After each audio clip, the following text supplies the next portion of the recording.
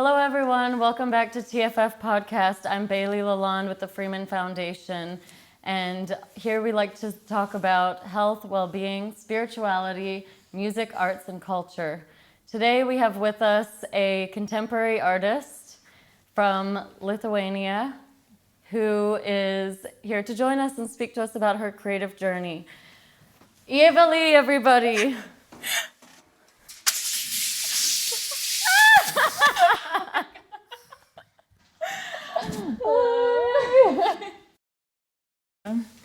That's amazing.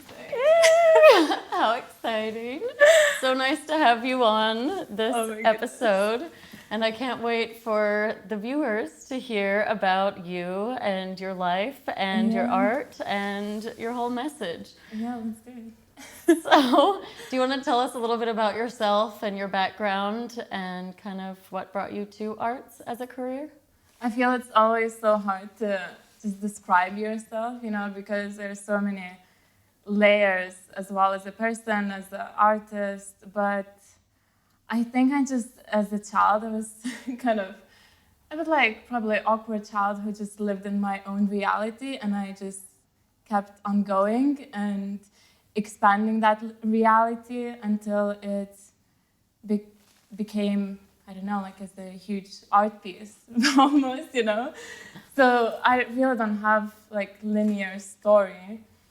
Just my first memory in life, it was in the school random day, and I just started drawing and everything just melted. The time stopped for me, and I woke up maybe after 4 hours with my drawing, and I loved it. And since then, I just knew that this is what I want to do. And amazing. Yeah, I think it's really exciting just to have a power of creating your own world and completely disappearing in there. So this is probably the first time that I realized that I want to be an artist, and it hasn't changed much. Well, it's such an important message, I feel, also because we are the creators of our own reality in a very realistic sense, but then also in a spiritual and creative sense. And each person in the world is doing that at any given moment, whether we are conscious of it or not. But as an artist, it's really interesting to take that and then bring it into a material sense with our hands and our creative abilities. For sure. So I love that. What an interesting first memory in life to have. That's so profound. I know. Someone just asked me like a couple of years ago, what's your first memory in life? And I started thinking, and that really clicked to me that probably was so strong that it stayed with me forever. So, and influenced me since then. So I think it's amazing. Amazing. Have you been creating art since that point? Yes, as long as I remember myself, I never had a question to myself who I would like to be. I'm not saying it was easy way because my family, I'm not coming from artistic background, so I always had to encourage myself and believe in myself. But I think just because I always been very strong in knowing who I am and trusting myself, I learned how to lift myself.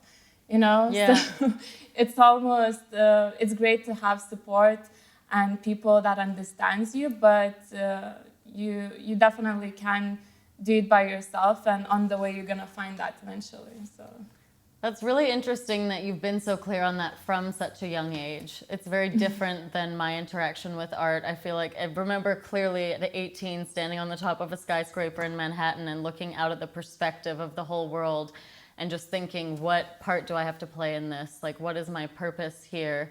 And I couldn't come up with the answer, and I ended up in the fetal position, like crying in bed because I was like, I don't know why I'm here. So it's interesting because I think to different people, like sometimes it just comes from a young age and you know what you're here for, and to others it's like a journey of trying to figure that out. But what would you say, do you remember a specific point that kind of gave you the confidence to refer to yourself as an artist, as like a professional artist, and to put yourself out into the world in that way? I think it happened just a couple of years ago because it takes a lot of experience to think that, okay, I actually have a message, I have a skill. There's so many sides of being an artist, I think. It's not just, it's just so many complicated details as well, and you need time, you need struggle, you need to try different things to discover your voice. And I enjoy that journey. I know that many people would love to have everything right now, but for me, I think struggling and living in different countries, working in random places, trying different things that is not necessarily related with art actually helped me a lot to understand about the world from different angles. And now coming out of it, I really have stronger base of who I am, and I've seen life from different perspectives. So probably I started calling myself artist, and I truly understood that I tried a lot in life on top of like art. And I have experience, I really truly feel myself, and then you can do it full time and just really develop your sense of style, skill, different details. But it probably happened really recently, when I start trusting myself as true artist. So. And you are really a true artist. It's really inspiring to me to see. So for a bit of context, we met about a year ago, and Ieva came here when we were putting together a show and told me about these jackets, how she's painting on clothing as well as with body print. Maybe explain to us a little bit about your process, your creative process, and what all you do. I feel everything comes so naturally because that's the thing. I don't paint just on canvas. I paint on every surface almost. So because I studied fashion and I've been in fashion working and as well studied fashion business as well, I always loved fashion, but I never was kind of creating clothes myself. I was reworking clothes. So that's how it happened. I started painting on jackets, on leather, on denim, kind of reworking, collaborating with different brands. And it's very interesting to see then your artistic expression comes in hand, not just on canvas, not just in galleries, but it starts different life in the streets, in the fashion field, where you can wear your art, and I really enjoy that. So I think at the moment, mainly I do paintings on canvas, but as well, I do fashion. And as you mentioned as well, on canvas, I probably, I just let myself go, so I do paint with my whole body.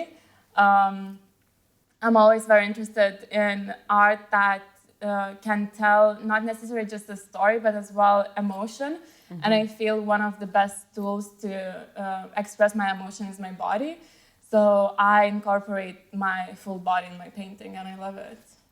I love it too.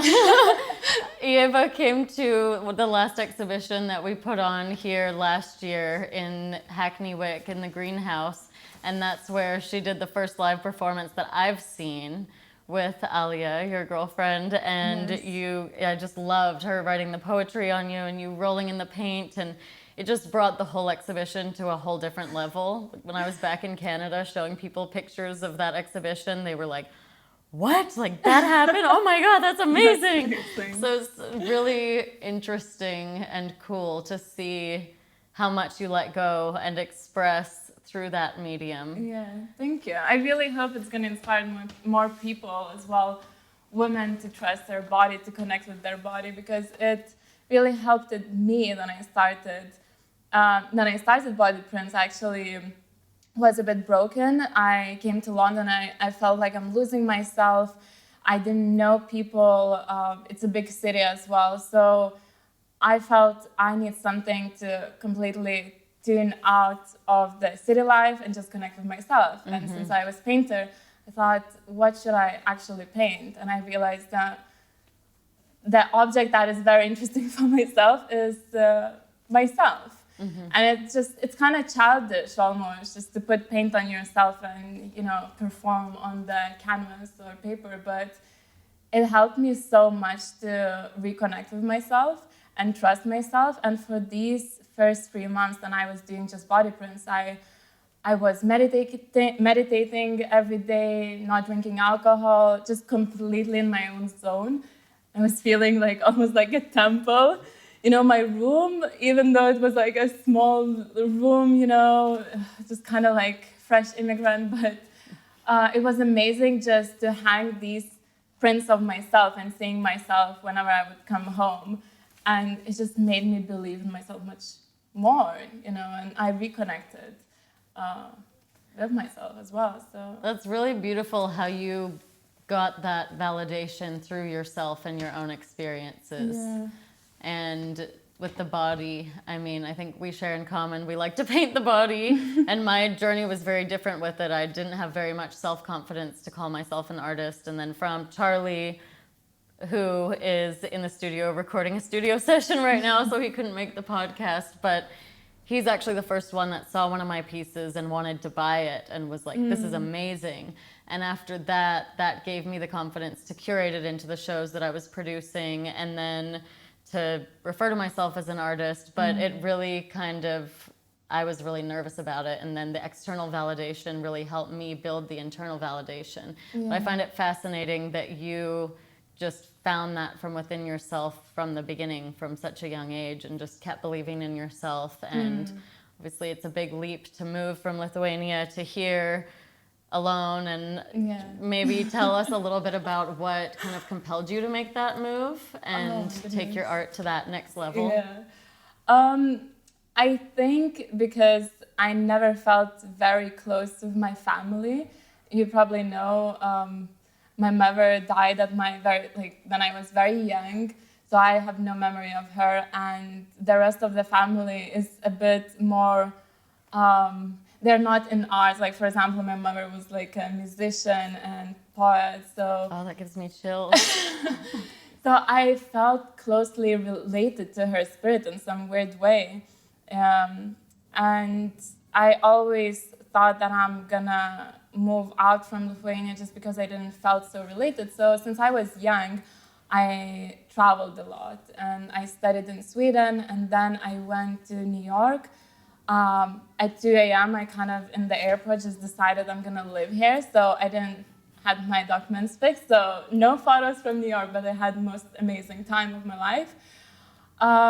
And after New York, I realized that I really miss Europe, and I would love to live somewhere like New York, but European New York. Yes. And I came to London, and at the beginning, I just felt completely like home, even though it was really hard start. But the city, the history, the combination of all the new and the people, everything clicked. Yeah. And I felt this is the place where I actually want to create my own stage, my own home. Life and Yeah, my own life. And I just felt very comfortable in here. It's interesting. I had a really similar experience with London when I was choosing whether to come here. It was between here and LA, and I spent a few weeks in LA, and it was like a really great experience, really interesting, inspiring, met a lot of great people, but something about London and the authenticity and the depth and the realness and creativity and just genuine interaction really made it just instantly feel like home and all come into place. Yeah. So with these jackets, like the one that you're wearing, why don't you tell us a little bit about the current project that you're working on and where people can maybe find those? Oh, so yes, well, I'm gonna leave this jacket on Monday to Regyard. We have a collaboration. Regyard is amazing fashion brand, so they do loads of one-of-a-kind pieces, reworked pieces, and very creative brand. I've been following them for so long, and yeah, so we're gonna have a collaboration that's gonna launch on Monday, this Monday. How exciting. How many pieces are you doing for them? It's 20 pieces. Wow. And we're gonna give one as a gift to our customers. So it's gonna be really exciting. And they have stores in Portobello, in Brighton, and as well, of course, online store that you can have a look at all the jackets. Oh, how awesome. So for the audience, if you love her jacket as much as I do, and there's a whole range of colors and styles and everything, check out Regyard, UK brand. You can, if you're here in London, you can go into one of those shops. If you are elsewhere, you can shop online. And if you want to be potentially one of the people to win one of the fabulous jackets, you want to get in there. Of course. And if you have the old jacket, I can customize. I really love when people give something that is special for them, and maybe it has something, it's the old material or something, and they want new life, to bring new life to it. So they can send it to me and I can customize in the style. So That's amazing. And you can find her on Instagram at ievali.art. We'll put the link in the end of the episode so you can check out her work there.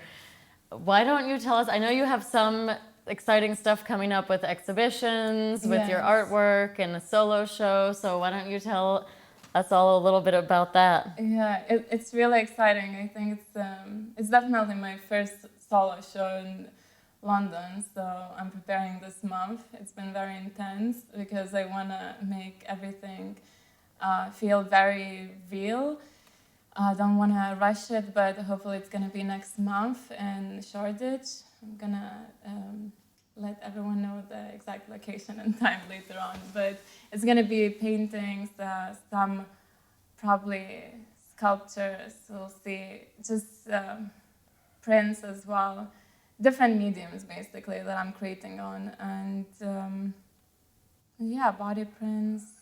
Like, I just want this exhibition as well involve different women, and hopefully we're gonna do performance and film it with our body prints, because the more I do my own body prints, the more I realize that I would love to share that with people in the way where they could experience the whole process, not just to come and see my art pieces, but to see themselves as an art.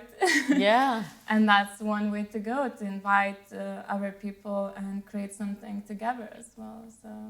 So stay tuned for more updates on these upcoming exhibitions. Ieva's got her solo show next month, and we've got a few group shows in the works as well where these performances will be taking place. So for our audience, you can check that out on the freemanfoundation.co.uk website. Link will be below. And we'll be putting updates about these exhibitions as well as on our personal Instagram channels. You can follow that as well and see the progression of the body print performance piece. So what do you see for do you have a general idea of the near future, where you'd like to take your art in the coming months and years? I'm so enjoying where I am right now.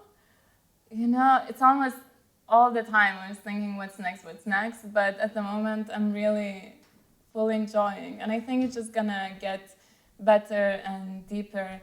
And at the moment, also what I'm realizing, that I really like to take my time, not to overthink about new projects, but every day I'm in my studio and I find something new. Mm-hmm. So it's kind of always a surprise for me as well. Just hopefully involve more people and inspire people and bring them together. That's it. That's a good message. That's a good goal. It's very present of you and very inclusive. I'm really excited to see where the performance piece and where your art and the jackets and your whole message continues to develop to, and it's so inspiring to see where it's at already. You really inspired me with the live performance, because I've thought about doing live performances. I've done a few in fashion, like you said, we have a similar educational background with that, but in art itself, doing real, just raw art performances live, it's been something I've thought about, and I'm sure a lot of people have thought about, but it's quite daunting. It can be quite daunting to really put yourself out there. Yeah. And especially in the way that you do it, where you're in the nude, rolling around in paint, printing in front of people that have never met you before. It's so free and so liberating. It is. And I love to see others as well joining or just getting inspired. I think when it comes to art, I always try to think, okay, why I'm making art and how I want to feel. So for me, because that's my childhood memory, I want to feel like that. I want to be like child. I just want to enjoy the moment and don't really overthink how I'm looking, you know, what people are thinking. Because in the end of the day, we all kind of stuck in our own bodies and we all thinking about ourselves. So I think art gives that freedom just to enjoy right now. Which is essentially the whole point of mindfulness, really, when it Yes. comes down to it, is just being able to be present in the present moment, enjoy where we are right now. So it's really interesting and cool how you use art as a sort of meditation in that way, where For it sure. enables you to get to that very present state. Yes. So with the podcast, we have the goal of getting some tangible tools for people wherever they are in the world, whatever they're doing, whatever their circumstances are, as long as they have access to something that they can watch this on. We would like to get some tools from each person that we host communicated to the audience of what they could personally do on a personal level to internalize some of these things and kind of cultivate their own practice of presence through creativity. So do you have any sort of tips or tools or advice for anybody who's having the dream to reach that place? I think I really liked how you compare it almost with meditation. So I would say just if you want to try to do some art, just treat it as when you were a child. Just let yourself go and don't overthink about how it's going to look like. When people say, oh, I don't know how to paint. No one knows how to paint.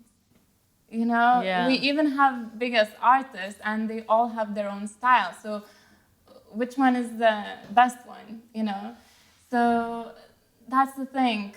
I think we should start thinking about art again like we did when we experienced art for first time. And just go for it. Just find a space. Maybe for me it really helps when I have at least a corner, I don't know, or just your own time, your own space, and just go for it. Do whatever you want. You don't have to show to anyone. You can be by yourself, but it's such a freeing moment to let yourself go. And then you're gonna come out of that moment and maybe it's gonna be really beautiful and you can hang it and just remember how free you felt at that time. So I love that. I really love what you're Yeah. saying about tapping into that inner child. And I feel like in the spiritual world, we hear people say, find your inner child so many times, but it's one thing to understand it and then like on a technical or on a philosophical level, and then one thing to actually internalize it and feel those feelings. And I love what you're saying about art, because when you see a little 4-year-old or 5-year-old drawing, like I was babysitting this kid one time and he was showing me his drawings and I was like, you're an artist. And he was like, what's an artist? What's art? And I literally explained to him what it was, but it's just a natural expression that we feel, and that purity of just playing and being in that moment of using our limbs that we're blessed with to create. Like it's such a simple yet profound way to tap into that inner child. Yes, it is very simple. I think we just make things complicated, you know? Exactly. Yeah. It starts to be complicated maybe if you want to be like selling artists and all that, but I think everyone should try art as we try many things like exercise, you know? You don't have to be athlete to understand that maybe if you're going to exercise in the mornings, you're going to feel better. So why we don't treat everything like that? I'm not a singer, but I love to sing and, I don't know, in the shower. And it makes you feel good. That's how it is. That's it. Yeah, there's actually an indigenous proverb from North America that is, oh, you're feeling depressed. When did you stop singing? When did you stop dancing? When did you stop being free? I think that's what it is. It's more or less. It's not a direct quote, but that's the message behind it. And yeah, I love what you're saying with that, because I feel like, well, for myself, for so long, I loved to paint and create, but I would never call myself an artist. Like I just thought, like, I'm bad at art. It's not good, you know? But then once I started to create from like a deep emotional place where there's no other way to process my emotions other than to make art, it took the ego out of it, and it took like the overthinking and analyzing out of it, and it was just able to express. And that's actually the first artwork that I ever made that I actually wanted to show anybody, because it was, to me, good.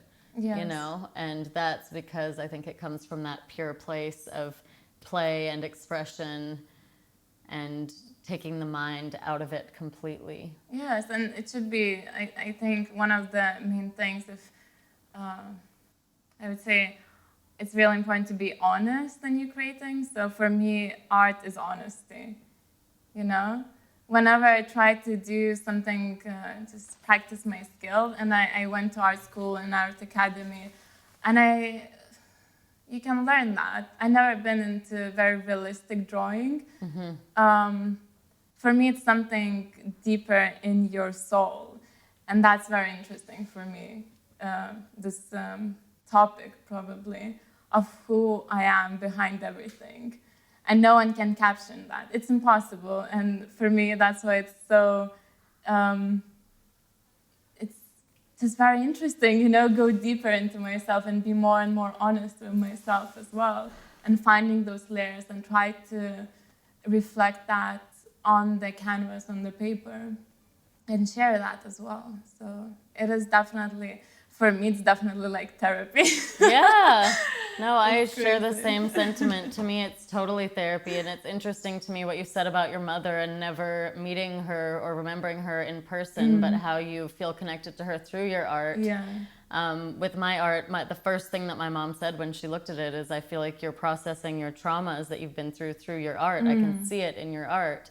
And even last night when we were doing a sound healing here, I was on this crazy journey, and I visualized my Nana when she was young and full of life and full of, you know, that zest and that spark. And hearing her laughing and seeing her, you know, at the age that we are, just like fully animated and fully in that youth essence. And then I even imagined her now where she is, and so beautiful and so graceful and so serene and so wise and pure, and just really felt that essence, and it made me cry. But I feel like it's so important to honor that lineage of femininity, and on both sides, but that's something really dear to my heart, is that feminine lineage. So I find it really interesting that that's something that you're exploring in your art, is your connection to your mother, that, you know, might not be in this present material realm, but it's there and it's happening. It's just as real as anything else that we can see or feel or touch right now. It's very interesting, because I definitely, it's very interesting to be so inspired by someone that you never met and you will never meet, in this life at least. And it just made me appreciate life so much more, because I do connect in her almost in different ways. It's very hard to even describe how that is possible, because I'm not necessarily a person who believes in God or even afterlife, but I do believe in nature and the circle of life and everything that starts and finishes in the nature itself. So just, I think through my art as well, I'm kind of trying to tap in these different layers of myself in the way where I am extension of my mirror as well. So in the end of the day, I'm trying to find out who I am, basically. Yeah. And it's so many, it's not just my body, but it's something beyond even my mind that I can't describe. And people sometimes find my story very sad. But as well, I think for me that was very inspiring, because of that, I appreciate absolutely everything. Yeah. Then I was walking in the street in London and seeing the sun, I immediately think about her. Yeah. And I wish she could like experience this moment, but maybe she's in this moment. You know, there's many, so many layers of one situation that I think some people don't even have this gift to understand. And I really feel it is my gift to see that, to see deeper into simple things. Yeah, That's really beautiful, and I feel like she's experiencing it all with you and through you, but also just so nice to be able to appreciate the beauty and the magic in the simplest of things. Like you said, the sun shining on your face, and I think what you said about people finding your story sad, I mean, of course, the fact that you never really got to know your mother in the physical realm in this life, it makes me cry, you know, but at the same time, you're taking that and you're making beauty and love out of it, which is, I think a lot of the best art comes from some level of sadness, or at least a very deep, profound emotion. And I can't imagine much that's more deep than the connection between a mother and daughter, you know? Yes. So I really appreciate, sorry, Oh my God, I really appreciate you opening up about all of this and sharing and coming on the show today to share your journey and the message behind your art and your process. And I'm so grateful to have you as a dear friend in my life and a collaborator on some creative projects coming up. So is there anything else you'd like to say? Or I feel like that was a pretty powerful... Yes, I think that was... Yes! So thank you everybody for joining us on today's episode, and you'll see in the links below how you can find Ieva's art, how you can find the foundation website, and how you can see updates about what's coming soon here in London and in the virtual space. So thank you so much for joining us today. Oh, thank you.